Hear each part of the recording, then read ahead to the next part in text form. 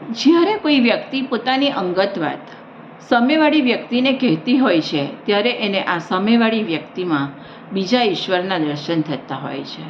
એને આ સામેવાળી વ્યક્તિ ઉપર ભગવાન જેટલો જ ભરોસો હોય છે અને તેથી જ એ પોતાની અંગત વાતો એ વ્યક્તિને કહી દેતી હોય છે.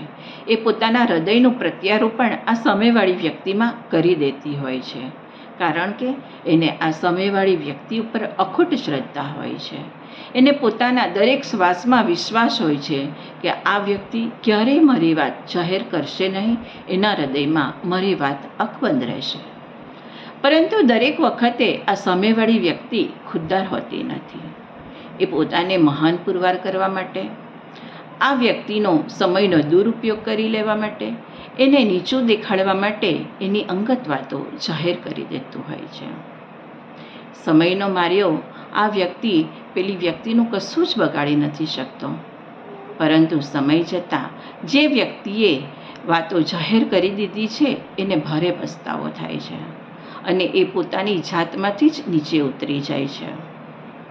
જો એને આવો પસ્તાવો નથી થતો, પોતાના કર્યાની ક્યારેય એને ભૂલ નથી સમજાતી, કોઈ જ એને અહેસાસ નથી, તો આવી વ્યક્તિ માણસના નામે શૂન્ય છે, સિંગ અને પૂંછ વિનાના પશુ સમાન છે.